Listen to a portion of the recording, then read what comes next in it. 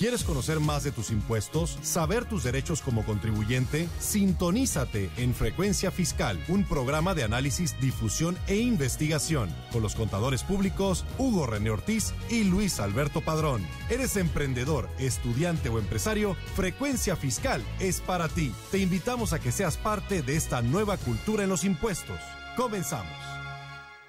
Buenas tardes, bienvenidos a su programa Frecuencia Fiscal. Los saluda el contador público Hugo René Ortiz, transmitiendo aquí desde la cabina azul del TEC de Monterrey. Les recordamos nuestros medios de contacto, el teléfono en cabina 8387-0665, nuestro correo electrónico dudas@frecuenciafiscal.com.mx. También les recordamos la página en Facebook Frecuencia Fiscal y el canal en YouTube Frecuencia Fiscal, donde posteriormente estará disponible este programa. Y bueno, estamos en el mes de junio, prácticamente pues ya vamos en la última parte del mes, y esto pues para los contadores implica ya también una cierta incertidumbre, cierta presión por la cuestión del tema de los dictámenes, ¿no? Que los dictámenes pues ya se vencen lo que es el mes de junio y hay que enviarlo, ¿no? En esta ocasión la autoridad pues digamos que cambió un poco las reglas del juego, empezando primeramente por la cuestión del contador público registrado tiene que refrendar su registro ante el SAT, y este es un procedimiento que se tiene que hacer, y para lo cual requiere, entre otras cosas, la opinión de cumplimiento de obligaciones, que en algunos casos, según colegas que nos han comentado, ha llevado tiempo aclarar esta situación. Entonces, aquel contador público registrado que está a punto de presentar dictámenes y me esté escuchando y tenga el cuestionamiento de pues a qué se refiere con esta refrendo de la autorización y todo eso, bueno, sugerimos que pues se ponga en contacto con lo que es el SAT o nos mande un correo a dudas@frecuenciafiscal.com.mx para enviar la información de cómo poder obtener esta constancia donde la autoridad valida que el contador está registrado y está al corriente, ¿no? Y aquí también la recomendación que han dado diferentes colegas es que ahora sí que antes de enviar cada dictamen, verificar que no haya ninguna obligación fiscal pendiente por parte del contador público, para efectos de que no haya problemas a la hora del envío del dictamen. Y bueno, también algunas otras notas que han pasado a lo largo de esta semana. Y pues en cuanto al SAT, su titular, lo que es Aristóteles Núñez, ha informado que pues debido al uso de operaciones inexistentes por parte de los contribuyentes, es decir, operaciones que están amparadas con facturas falsas, el fisco ha dejado de percibir alrededor de 30,000 millones en cuanto a impuestos por el no pago de ISR y por el no pago de IVA. Aquí señala que hay 374 casos de emisores de operaciones simuladas y que esto está asociado a unos 15,000 contribuyentes que en algún momento utilizaron operaciones o facturas de este tipo de emisores, de estos 374. Entonces, pues estas 374 empresas están en proceso de pues detectarlas, de revisarlas, etcétera, para efectos de poder fiscalizarlas, ¿no? ¿Y esto en qué se traduce? Bueno, pues que la autoridad no confía en el contribuyente y no confía en diferentes aspectos. Uno de ellos es en el tema de la devolución de impuestos, en específico el tema de las devoluciones de IVA. En los meses recientes la autoridad se ha caracterizado por ser más estrictos y más metódicos en la revisión de las solicitudes de devolución de IVA. Es decir, que la autoridad ha tomado muy a pecho toda esta información histórica que ha recibido de los contribuyentes y revisa de manera exhaustiva los trámites, siendo que para algunos contribuyentes pues esto se ha vuelto todo un martirio, ¿no? Porque pues es presentar el trámite, requieren posteriormente información, se cumple con la información, en ocasiones la autoridad no está conforme con esta información, rechaza el trámite y el contribuyente tiene que volver a empezar desde cero con el trámite, ¿no? Y esto puede pues volverse algo complicado, ¿no? Por lo que en teoría, según la disposición fiscal, la devolución debe estar dentro de 40 días hábiles, pues resulta que al final del día pueden llegar a pasar más de un año en todo este trámite, ¿no? Y en esta nota les comento que el titular del SAT, pues, que están evaluando 16,000 peticiones de devolución de IVA, las cuales equivalen a 38,000 millones de pesos. Y especifica que la mayoría de estas provienen del sector primario y del sector transportes, por lo que parecería que es muy transparente el motivo por el cual tiene saldo a favor. Sin embargo, también el SAT, revisando sus estadísticas en cuanto a lo que es la recaudación de IVA y también en lo que es las devoluciones de IVA que otorgan a los contribuyentes, pues resulta que hasta el año 2012 la recaudación ha aumentado en menor proporción que lo que ha aumentado la devolución. Es decir, por mencionar un ejemplo, si del año 2011 al 2012 la recaudación del IVA aumentó un 20%, pues la devolución de IVA aumentó en un 40%, ¿no? Entonces, pues estos son datos que para el SAT son incongruentes, porque ¿cómo es posible que esté aumentando más la devolución del IVA de lo que el fisco está recaudando de este mismo impuesto, ¿no? Entonces, todos estos son focos rojos que la autoridad ha detectado y que por lo mismo todo este tipo de procedimientos los ha vuelto, pues, revisando con más cuidado, con más detalle, y esto implica que los contribuyentes tienen que cumplir con todo esto, ¿no? Y bueno, entrando al tema del día de hoy hablaremos sobre cuál es el estatus o la tendencia en materia de devoluciones de ISR de personas físicas, ¿no? Recordemos que las personas físicas presentaron su declaración anual en el mes de abril. El 30 de abril era la fecha límite para presentar la declaración anual, en el cual muchas personas físicas obtuvieron un saldo a favor, y que este año, al igual que en años anteriores, existe el programa de devolución automática, es decir, con que el contribuyente determine un saldo a favor, especifique el nombre de su banco, especifique la clave bancaria de su banco, de su cuenta, automáticamente la autoridad, después de revisar la información, pues procede a depositar este saldo a favor. Sin embargo, eso es lo que nos dice la teoría, ¿no? La realidad, la práctica es que muchos contribuyentes no han estado obteniendo ese saldo a favor. La mayoría ya tiene una notificación de parte del SAT donde le informan el por qué no procedió su saldo a favor, o qué información el SAT requiere tener para efectos de cerciorarse de lo que el contribuyente puso en su declaración anual, y que posteriormente proceda a la devolución de impuestos. Entonces, pues aquí lo que vamos a comentar el día de hoy es primeramente unas estadísticas para, en base a eso, aquellos que no han recibido su devolución de saldo a favor, pues vean qué es lo que ha pasado con el resto de los contribuyentes, y que esto les sirva posteriormente para ver qué hacer en cuanto a su saldo a favor. Y bueno, pues en este caso la información estadística la obtuvimos de la página fiscalia.com, que es www.fiscalia.com, que es un centro de información fiscal.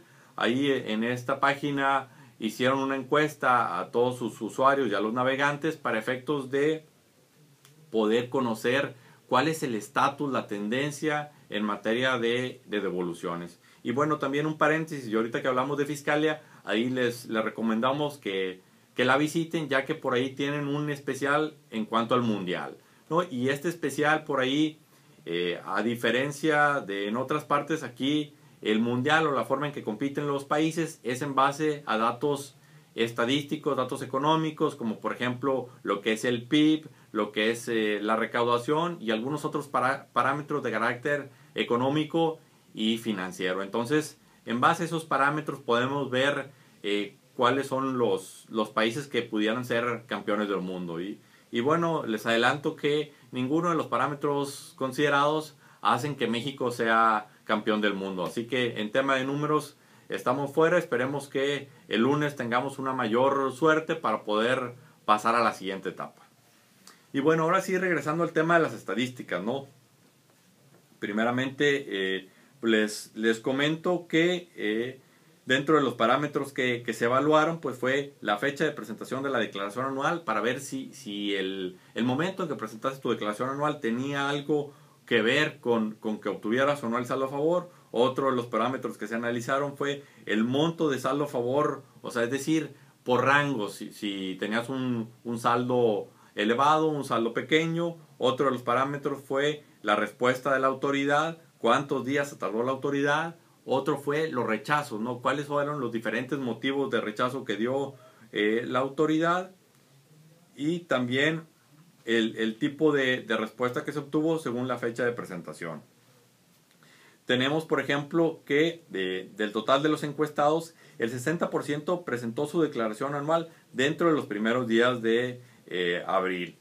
Más de una tercera parte, el 34%, presentó su declaración anual con saldo a favor durante los últimos días del mes de abril, y el 6% la presentó en mayo. Entonces, pues en principio pudiéramos ver que yo creo que el cumplimiento de la obligación fue pues favorable, ya que el 94% de los contribuyentes o participantes en esta encuesta cumplieron con la obligación en tiempo, y el 60% pues lo cumplió dentro de los primeros 20 días de abril, por lo que en cuanto a temas de cumplimiento, yo creo que por ahí vamos bien. La autoridad ha hecho una buena labor en cuanto a concientizar a los contribuyentes y motivarlos al cumplimiento de esta obligación.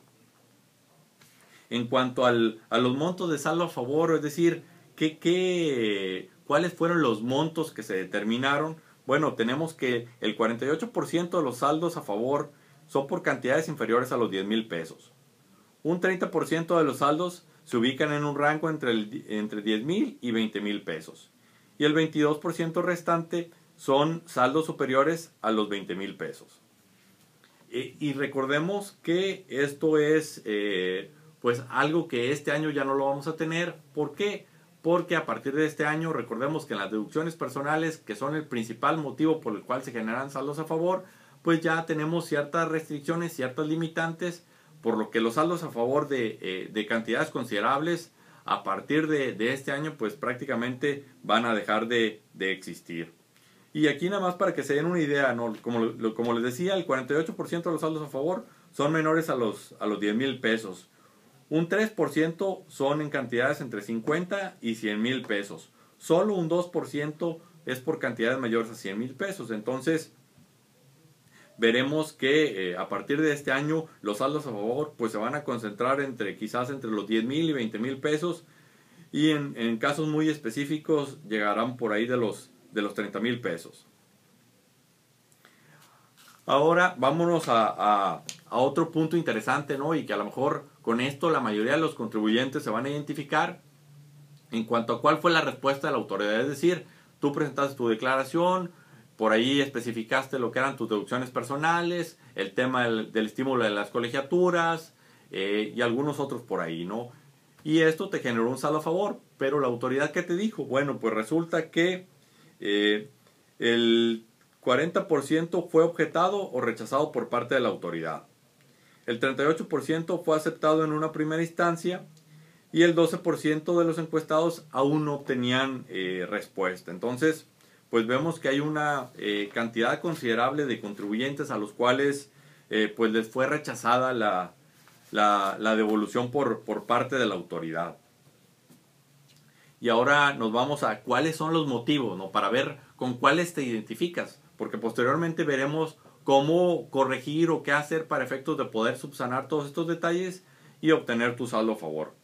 Bueno, tenemos que como número 1, el primer motivo fue que la autoridad requiere verificar el monto de las deducciones personales. Es decir, que quizás entre la comparación de los ingresos que reportaste y el monto de las deducciones personales, pues como que a la autoridad le cuesta trabajo creer que las deducciones personales que se están informando efectivamente se erogaron, ¿no? Porque a lo mejor si vamos a poner por ahí un ejemplo, del total de tus ingresos el 40, el 50% se fue en deducciones personales, pues como que la autoridad dice, pues ¿qué pasó? No, demuéstrame los comprobantes que cumplan con los requisitos y demás para efectos de poderlos validar y liberar lo que es la devolución del saldo a favor. También otro caso que se dio mucho fue que existen diferencias entre la información reportada por terceros o retenedores y la declaración anual.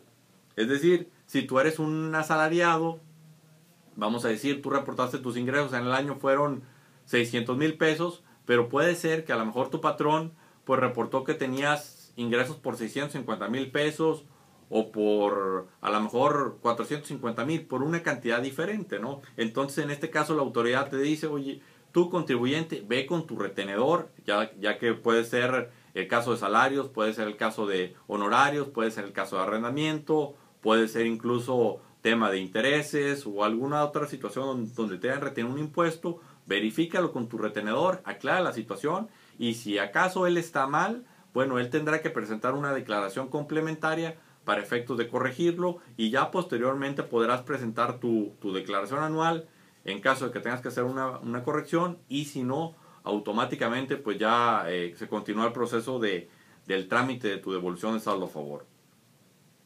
Sobre este punto en particular, lo que es la PRODECON, la Procuraduría de la Defensa del Contribuyente, se ha manifestado a favor del contribuyente en el sentido que dice que si la autoridad requiere conocer la información o verificar la información de un tercero y no del contribuyente, bueno, que la autoridad debe solicitar la información de manera directa a este tercero y no darle esa tarea al contribuyente. ¿Por qué? Porque dice, pues el contribuyente a lo mejor puede ser que ya no esté laborando en esa empresa, puede ser que se haya cambiado de ciudad, puede ser que a lo mejor no pueda localizar ese tercero que le efectuó la retención, y por lo tanto pues no pueda cumplir con la cuestión de verificar la información, y bajo este supuesto no podría acceder a su saldo a favor. Entonces aquí la PRODECON ya se ha manifestado, y donde dice que todo esto, o cuando la autoridad requiere información de un tercero, debe ejercer sus facultades, solicitar la información del tercero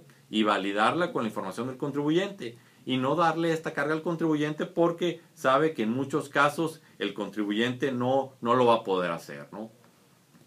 O simplemente a veces se dan situaciones donde quizás hay un error en la información proporcionada, pero pues la empresa no tiene los medios o no quiere acceder a hacer las modificaciones necesarias, y en este caso se ve afectado el contribuyente, ¿no? Y bueno, también en este punto es importante que si tu devolución te la rechazaron por este motivo, bueno, antes de cualquier cosa yo sugeriría que hablaras con tu empresa, hablaras con tu retenedor, ya sea honorarios, sea arrendamientos, y verifiques que no haya presentado una declaración complementaria. Es decir, que a lo mejor, si volvemos al ejemplo que mencionamos anteriormente, por ahí tú reportaste en tu declaración anual que los ingresos eran 500,000 pesos, y puede ser que en la declaración normal que presentó la empresa, pues sí, aparecían los 500,000 pesos, pero pudiera ser que a lo mejor detectaron algún error o alguna presentación de la información, que incluso a lo mejor los totales no cambiaron, pero sí cambió la presentación de la información, y esto puede tener implicaciones fiscales. Entonces presentaron una complementaria, por lo cual al momento que tú presentaste la declaración anual, pues ya la información no coincide con la que la autoridad tenía en su poder,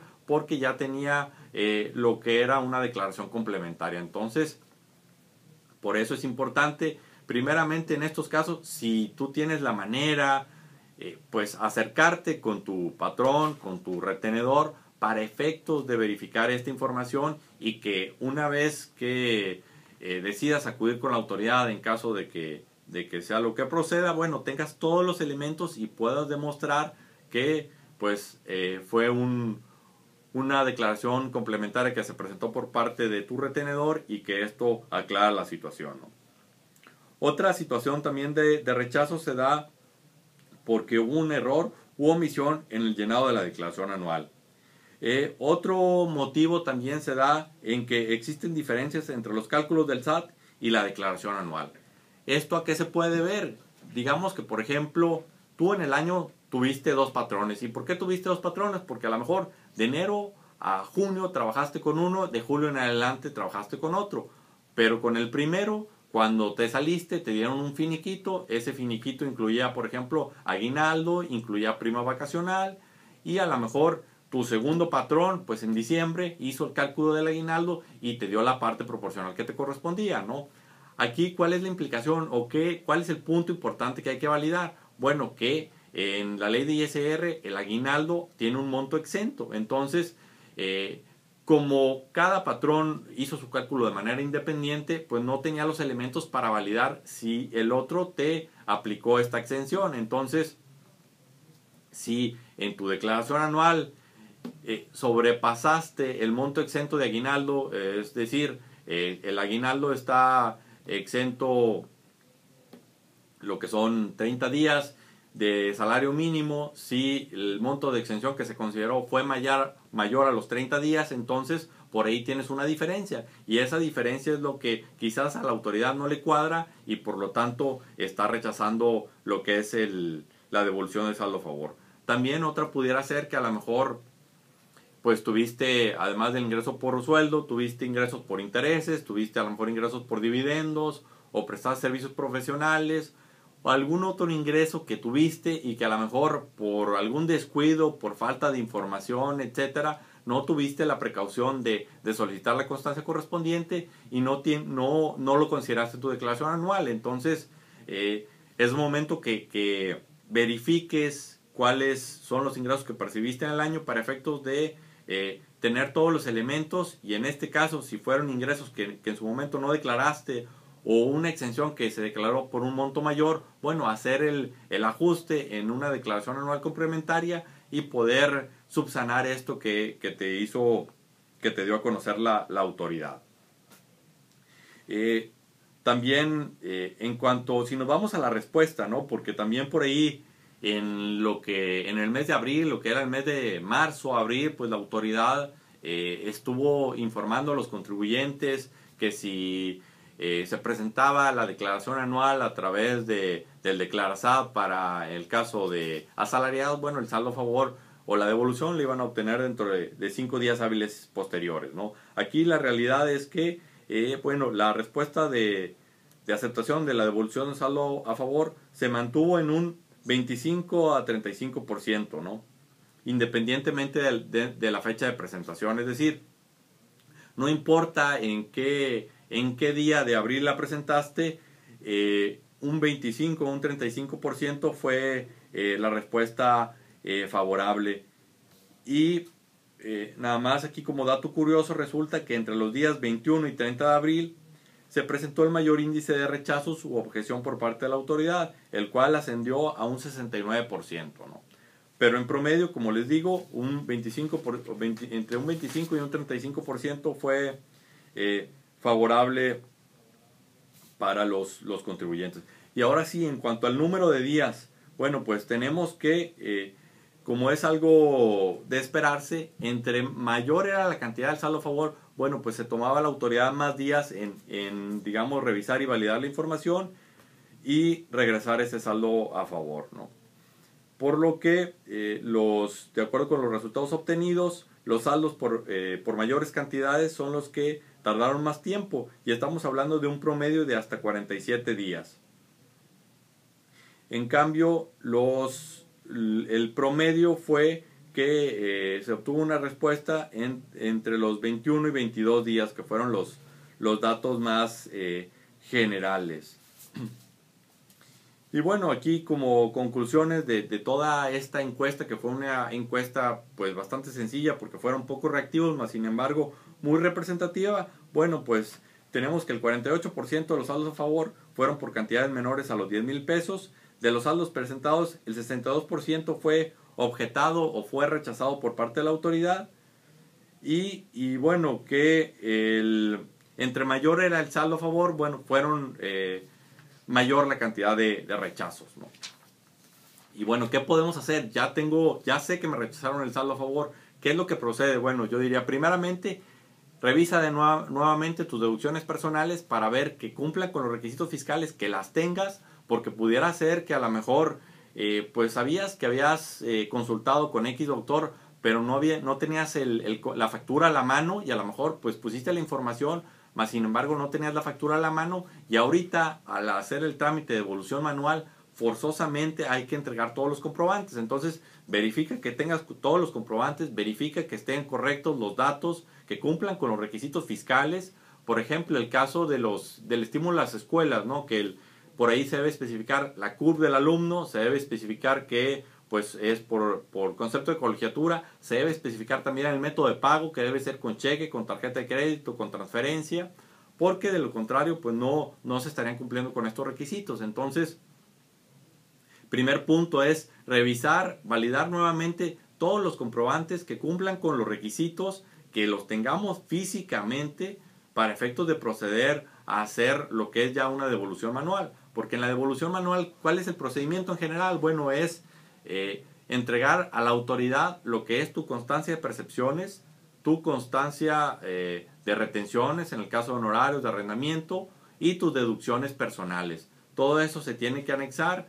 Por ahí en la página del SAT tú lo puedes hacer de manera personal, nada más hay que tener mucho cuidado con la información que se incluye, que se anexe, porque, por ejemplo, por ahí se tienen que anexar en archivos zip que no deben pesar más de 4 megas. En caso de que excedan este tamaño, bueno, hay que dividirlo en varios archivos, ¿no?